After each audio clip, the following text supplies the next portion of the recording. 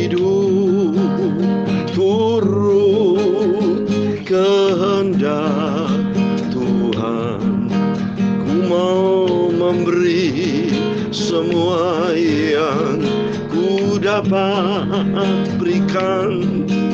Ku mau cinta Dia lebih dari semua. Ku mau belajar membalas kasih-Nya. Amin, haleluya. Ku mau hidup turut kehendak Tuhan. Ku mau memberi semua yang ku dapat berikan. Ku mau cinta Dia Yesus lebih dari semua. Ku mau belajar membalas kasih Tuhan Yesus. Amin, haleluya. Ku mau hidup turut kehendak Tuhan.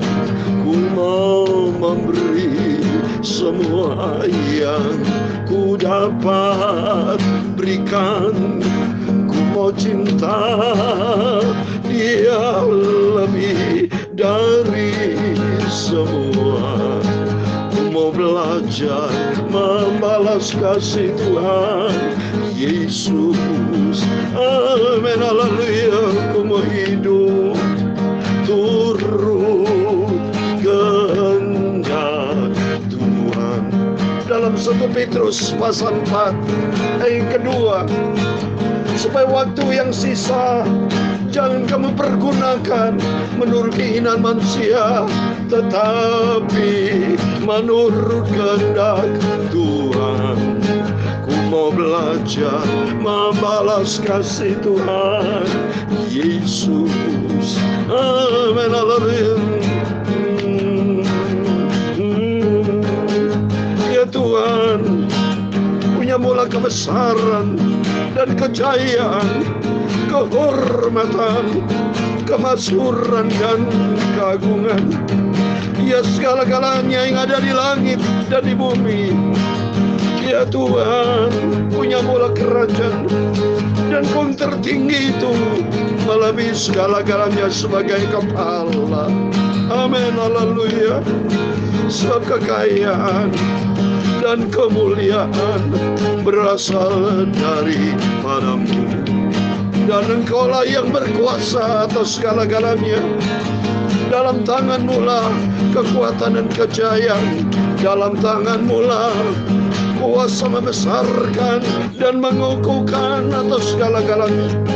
Sekarang ya Tuhan Yesus Bapa kami bersyukur kepada-Mu dan memuji nama-Mu yang agung, kudus, mulia, sempurna. Aku mau hidup menurut kehendak-Mu Bapa. Pelihara hidupku Bapa, supaya aku ada di dalam rencana-Mu yang sempurna. Dunia suatu hari kelak akan lenyap. Bapak, bagi orang yang melakukan kenakalan akan hidup kekal selama-lamanya. Amin, haleluya. Aku mau hidup turut kehendak Tuhan. Ku mau memberi semua yang ku dapat berikan. Ku mau cinta Dia lebih dari semua. Ku mau belajar membalas kasih Tuhan Yesus. Amin, haleluya. Terima kasih Tuhan buat kasih-Mu, buat anugerah-Mu yang sudah kami terima. Karena Engkau sudah menyelamatkan kami Bapa, melalui pengorbanan Engkau di atas kayu salib. Sampai kapanpun kami tidak bisa membalas akan kasih-Mu yang sempurna Bapa. Tapi ini yang bisa aku kerjakan. Aku mau belajar menurut kehendak-Mu Bapa. Aku mau hidup menurut kehendak Tuhan. Aku mau belajar memberi apa yang bisa aku kerjakan untuk membalas kasih-Mu Tuhan. Karena Engkau mati buat kami, Engkau lahir untuk kami, dan Engkau bangkit untuk kami. Sudah naik ke surga, menyediakan tempat buat kami, surga kekal selama-lamanya. Ku mau hidup menyenangkan hati Tuhan Yesus. Ku mau cinta kepada Tuhan Yesus. Ampuni Tuhan, ampunilah Bapa segala dosa salahku. Sucikan pikiran kami, sucikan mulut hamba-Mu. Sebentar aku mau baca firman-Mu Tuhan. Aku cinta firman-Mu, aku cintakan Engkau. Aku mau turut kehendak-Mu Bapa, agar hidupku layak kepada Tuhan Yesus. Haleluya. Ku mau belajar membalas kasih Tuhan Yesus. Haleluya. Ku mau belajar membalas kasih-Mu Bapa. Terima kasih. Segala puji, hormat, kebesaran, dan ketinggian, kemuliaan, keagungan, kesempurnaan, kekudusan, tempat tertinggi di atas segala-galanya hanya bagi Engkau Tuhan Yesus Kristus. Kami hamba-Mu, anak-Mu sudah berdoa. Haleluya. Amin. Puji Tuhan. Shalom dan selamat malam kepada Bapak Ibu Saudara semua yang saya cintai di dalam nama Tuhan Yesus Kristus. Kita bersyukur kepada Tuhan. Kau Tuhan masih pelihara hidup kita. Senantiasa firman Tuhan saya sampaikan pagi malam di dalam keadaan sehat. Dan doa saya senantiasa menyertai Bapak Ibu Saudara semua di dalam keadaan sehat. Ini yang penting, supaya kita sehat rohani, sehat jasmani.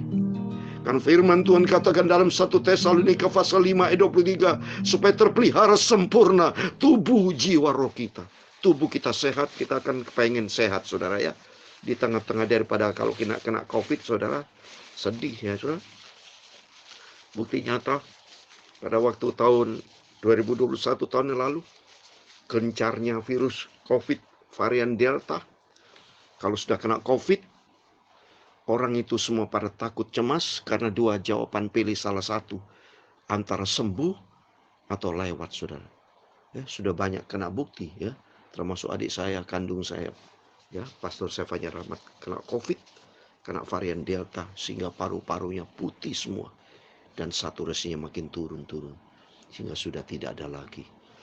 Kalau tahun lalu sebelum dia meninggal, sebelum Tuhan panggil, tiap hari, satu hari saya berapa kali selalu kontak komunikasi, karena dia sebagai gembala melayani pekerjaan Tuhan di Jember.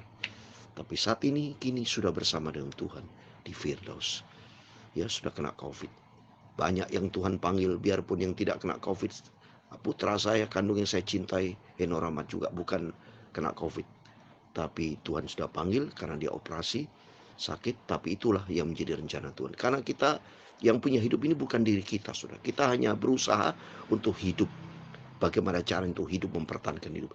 Tapi nomor satu, kalau menurut firman Tuhan, hidup menurut kehendak Tuhan. Itu penting. Kalau hidup menurut kehendak Tuhan, waktu anak saya juga sebelum Tuhan panggil, dia selalu cerita kepada saya. Saya bicara tentang Tuhan Yesus. 3 hal yang saya sampaikan, yaitu tentang Tuhan Yesus sebagai juru selamat. Dan kedua, saya bicara tentang kerajaan surga. Itu sebelum operasi, saudara. Dan yang ketiga, tentang akhir zaman. Bisa terjadi antikris. Jadi dia berkata, ya Pak, aku cinta Tuhan Yesus. Aku mau melayani pekerjaan Tuhan. Bicara tentang kerajaan surga, rindu saya untuk berjumpa dengan Tuhan, masuk dalam kerajaan surga. Ini menjadi kerinduan kita, saudara. Kapan lagi? Karena dunia bukan tempat kita kok. Jadi dunia suatu hari dikoncangkan ini. Terus terang aja nih, peristiwa perang Ukraina dan Rusia tidak pernah berhenti. Yang jelas, itu dikhawatirkan nanti kalau nanti NATO turun tangan bisa perang, saya sudah bisa perang dunia ketiga, saudara. Ya, tapi kita berdoa saja supaya kalau bisa ada ketenangan, ada kedamaian. Kalau memang Tuhan izinkan. Tapi peristiwa saat ini firman Tuhan berlaku, itu masa-masa kesukaran terjadi. Ya, sudah pandemi COVID-19 masih belum berakhir, biarpun Omikron ya sudah makin melandai, makin beredar. Itu kita bersyukur kepada Tuhan. Justru ini kesempatan yang baik untuk kita makin hidup menurut kehendak Tuhan. Bertobat, saudara. Ayo bersama saya, mari kita semua bertobat. Yaitu bertobat, tinggalkan kehidupan lama, gaya lama, kualitas kehidupan yang lama. Kita seringkali menggunakan kekuatan kita, menurut nafsu kita, kedagingan kita, hati-hati yang tidak baik. Kita buang dalam nama Yesus. Kita mau ganti dengan hati yang baik, hati yang murni, hati yang tulus. Yang sebentar kita baca firman Tuhan. Mari kita kembali kepada firman Tuhan. Saya mau bacakan, sudah hati kita merindu tuh dengar firman Tuhan. Karena firman Tuhan merupakan makanan rohani. Akan menuntun kita di jalan yang benar. Karena firman menegur untuk perbuatan kita yang salah. Kita buang dalam nama Yesus. Tapi kita hidup di dalam kehidupan kebenaran firman Tuhan. Karena Tuhan itu sudah izinkan kita hidup. Supaya kita tidak hidup menurut kehendak daging, tapi menurut kehendak Tuhan. Karena firman Tuhan katakan dalam 2 Timotius pasal 3 ayat 16. Segala tulisan yang diilhamkan Allah itu firman Allah. Memang bermanfaat untuk mengajar. Seperti saya memberikan pengajaran firman Tuhan. Kedua, untuk menyatakan kesalahan. Kalau ada yang salah. Ya, jadi kita bertobat.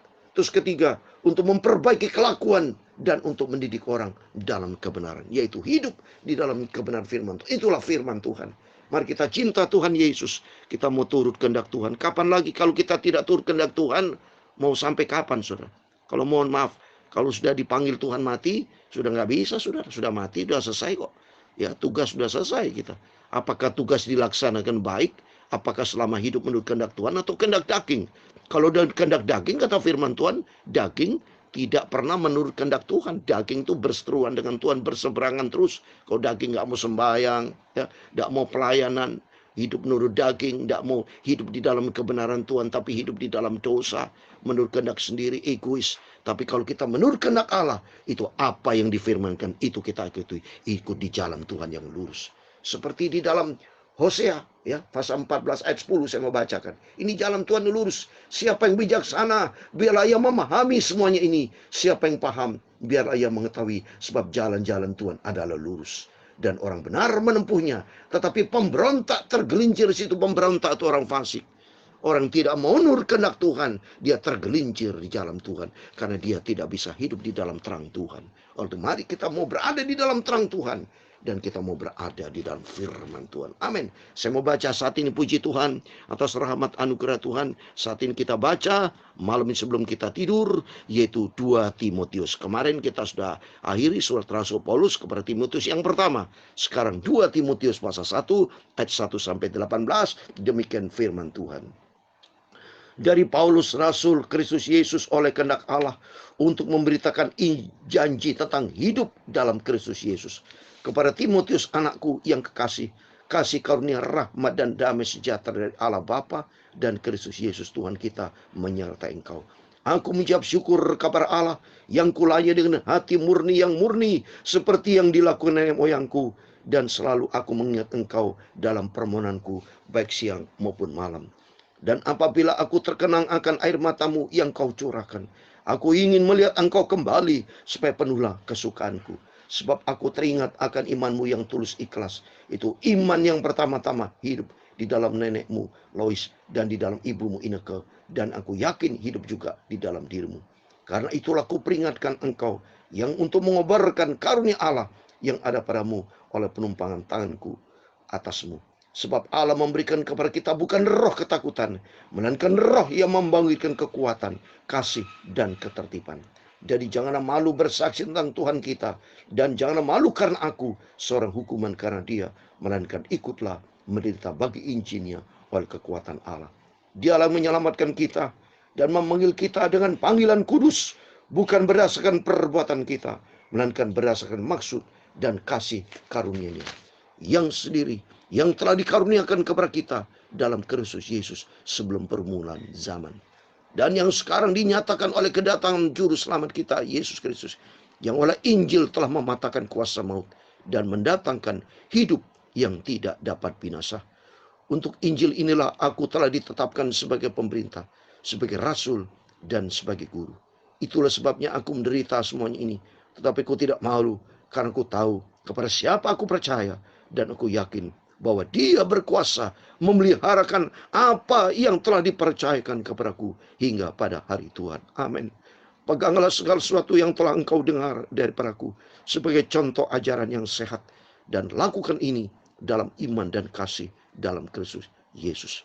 Pelihara harta yang indah yang telah dipercayakannya kepada kita oleh Roh Kudus yang diam di dalam kita. Engkau tahu bahwa semua mereka yang di daerah Asia kecil berpaling daripadaku, termasuk Figelius dan Hermogenes. Tuhan kiranya mengaruniakan rahmat-Nya kepada keluarga Onesiphorus yang telah berulang-ulang menyegarkan hatiku. Ia tidak malu menjumpai aku di dalam penjara. Ketika di Roma, ia berusaha mencari aku dan sudah juga menemui aku. Ayat 18 terakhir. Kiranya Tuhan menunjukkan rahmat-Nya kepadanya pada harinya.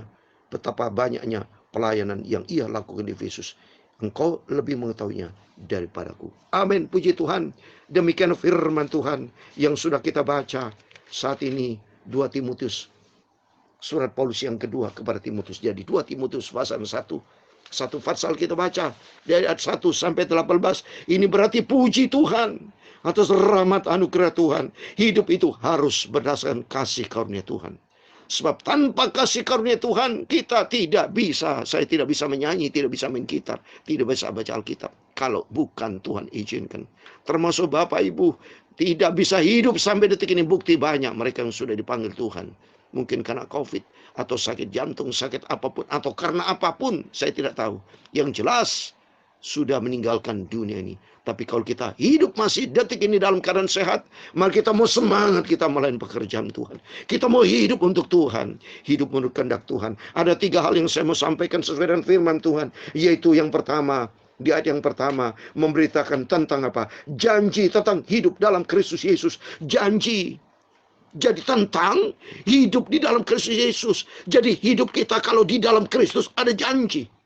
Kalau janji dunia, janji yang palsu. Dunia tidak memberikan janji, tapi dunia memberikan lenyap, hancur. Dunia akan lenyap. Tapi di dalam Yesus ada janji. Yaitu apa, saudara? Harus kita tahu. Hidup di dalam Kristus Yesus. Yaitu milik yang pertama. Hidup di dalam Kristus Yesus.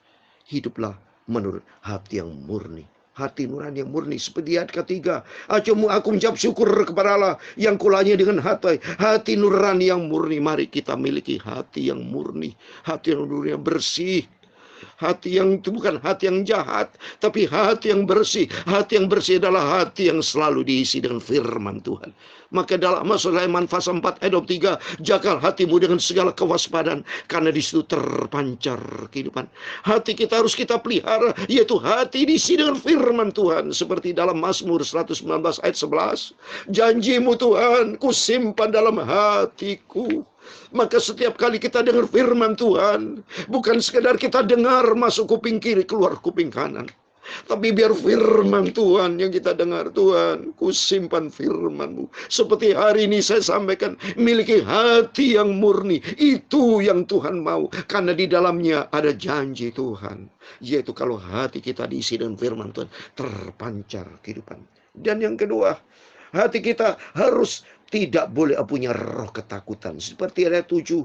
Sebab Allah memberikan kepada kita bukan roh ketakutan. Kita di dalam Kristus bukan roh ketakutan, tapi roh yang memberikan kekuatan. Seperti saya memberikan kekuatan kepada Bapak Ibu, memberikan kasih dan tertib. Harus saudara punya kekuatan di dalam Tuhan. Hati kita harus pelihara. Kalau hati kita ada firman Tuhan, tidak boleh bimbang dan ragu, saudara. Sedikit takut, ditakut, kena pandemi takut. Juga lebih bagus takut sama Tuhan.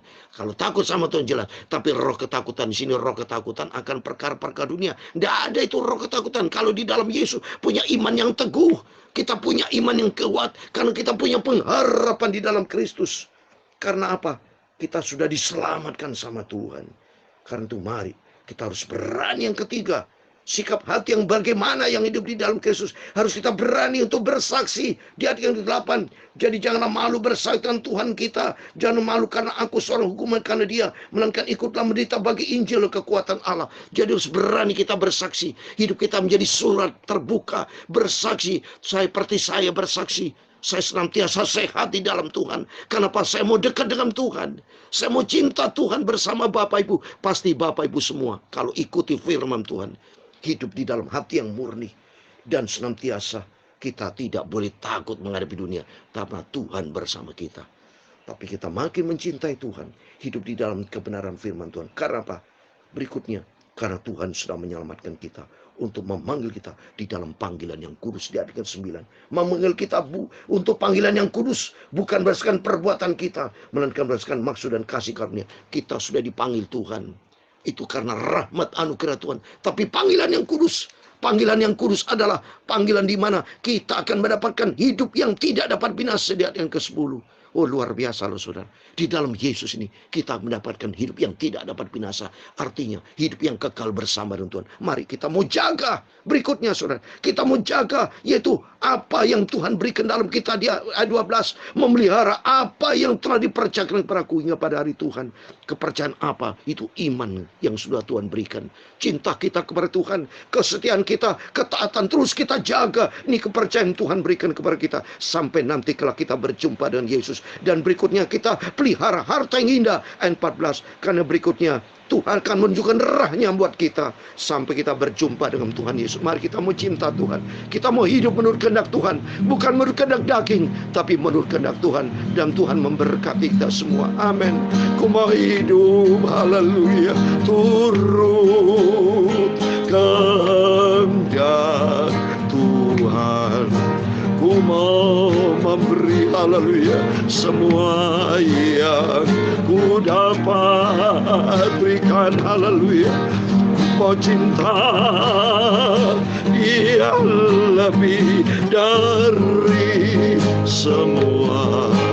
Ku mau belajar membalas kasih Tuhan Yesus. Amin haleluya.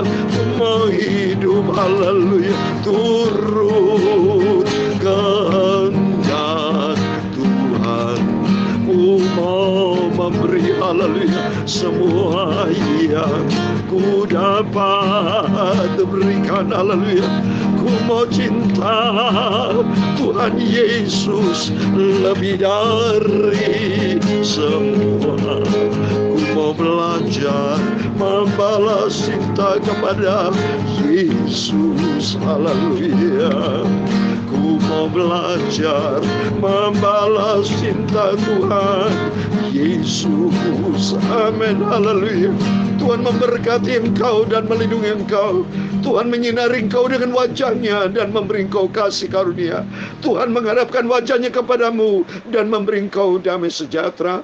Bapa kami yang di surga, dikuduskanlah namamu. Datanglah kerajaanmu. Jadilah kehendakmu di bumi seperti di surga. Berikanlah kami pada hari ini makanan kami secukupnya. Dan ampunilah kami akan kesalahan kami. Seperti kami juga mengampuni orang bersalah kepada kami. Dan jangan membawa kami ke dalam pencobaan. Tetapi lepaskanlah kami dari jahat. Karena engkaulah yang punya kerajaan dan kuasa dan kemuliaan sampai selama-lamanya. Amin. Tuhan Yesus memberkati Bapak Ibu Saudara semua. Dan mari kita jaga hati kita murni, tulus hati, dan hidup di dalam firman Tuhan. Dan kita hidup menyenangkan hati Tuhan. Sampai nanti kalau kita berjumpa dengan Tuhan Yesus, surga kekal selama-lamanya. Amin. Immanuel, puji Tuhan, Tuhan bersama kita. Haleluya. Amin.